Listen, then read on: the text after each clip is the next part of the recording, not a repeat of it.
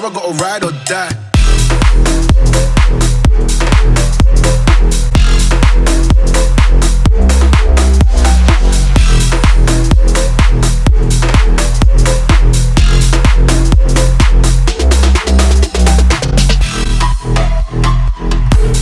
In today's video to give a massive thank you to today's sponsor, Yes Auto. Yes Auto is the one-stop shop for buying any car, with an experience that's always easy and enjoyable. Navigating onto the website, you can select each brand that you want to look at, each model, and even down to colour variant. You can also select through the images, as well as looking at brand new cars in 360 degrees inside and out. I myself spend a lot of time just looking at cars for sale, so it's awesome to jump on the Yes Auto website to have a look at cars for sale. You can even do a smart search on new and used cars with an option to select cash price or monthly costs. Their aim is to make car buying easy and enjoyable. Yes Auto are the one-stop shop offering a simple, impartial way to configure and compare new and used cars from almost any manufacturer, with a whole load of clever tools and media content for total reassurance. Once again, a huge thank you to Yes Auto for sponsoring today's video. There is a link in the description to the Yes Auto website. Thank you so much again to Yes Auto for sponsoring today's video, but let's get back to the action. So guys, welcome back to the channel. I hope we're all enjoying life at the moment. It's very, very strange at the moment. I know lockdown is ensued, but we're in the office today, and look at this behind me. No one in the gym. It's a weird time, but today we're jumping on the Cadillac. Now, unfortunately or fortunately, depending on how you look at it, I won't be doing anything to this car. Now, I'm going to say this from the start, and I've said this in previous videos about this car, right? If you love cars, or if you love a car, you don't really want to like get annoyed with it at any point. You don't want to hate it. So this is my theory on the Cadillac especially. Now, when I used to own it, I didn't want to do anything to it because I never wanted to hate that car. I don't mind hating cars that I'm going to sell in a couple of years time, or 6 months time or whatever, because we do a fairly good rotation on this channel just to keep you guys entertained and myself entertained at the same time. But the one thing I never want to do is get wound up or annoyed with the Cadillac. So right now I actually have a friend coming over. He's a mobile mechanic and he's looking through the engine. Now, I've just got some messages through from him now, and he's actually assessing and looking into the engine through the spark plug holes to actually assess how far the engine has been, rebuilt in a sense without fully taking the engine apart. Yes, I know there's many mechanics out there that would happily try and pull the engine apart and stuff, but we're just trying to assess it on the driveway to see if we can start it. That's the main thing. Now, if we can start this thing on my driveway, that is a huge bonus for all of us. It means that I could actually physically tax MOT insure or tax MOT exempt. It's a very weird system, but in theory, I could then drive it to my mechanic shop without getting it low loaded. So that'd be quite a cool video. The first drive sort of, it's starting but running it in at the same time, if that makes any sense. But we're gonna get on, we're gonna assess what's going on. I'm just gonna finish a few bits in the office. Your FYD orders are going out today, which is super exciting. Just trying to get stuff done while juggling Cadillac and Series 1 and 106 bits and bobs and the channel. But it's all good. I hope you guys are loving life. If you have not yet, please subscribe to the channel. I appreciate it big time. But let's lock up here. Let's go and see what he has done. Now, of course, social distancing, he is going to leave before I get there, and he's going to give me a complete rundown via text of what is going on. To the Cadillac. Look who's here. Hello, mate.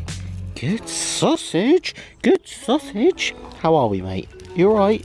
Loving life? Right.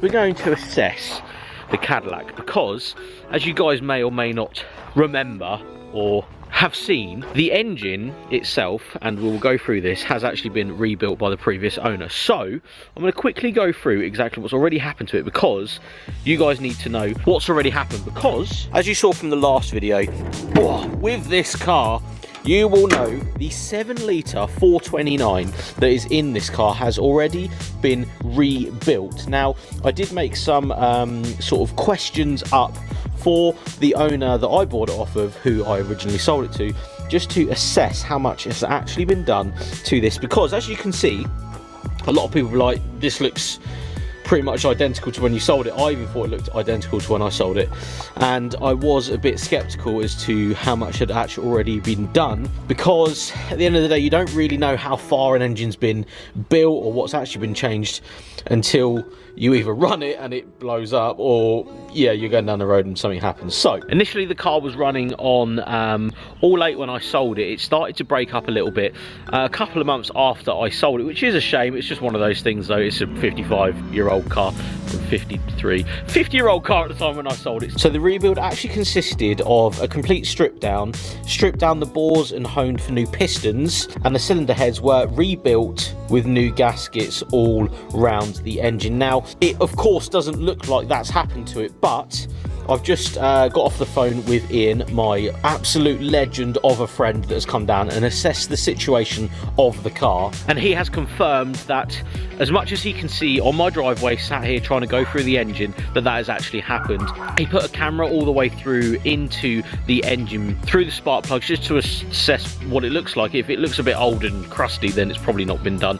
It actually looks brand new. He sent me all of like the images that he could see, and he's really happy to actually go ahead and just put some oil in and all of the accessories onto the car to try and re-establish this engine running as a brand new engine. So the rebuild, I believe, what I've seen, what he's seen, and the information that I've got and the receipts I've got, it looks like we are on the right path, which is fantastic, because I don't want to have to try and rebuild this thing again. So I'm going to go through exactly what we're going to buy. I'm going to buy in literally a couple of minutes from America to get as much as we can moving. Now, of course, of COVID and stuff, I'm not too sure how long stuff is going to take to actually get here.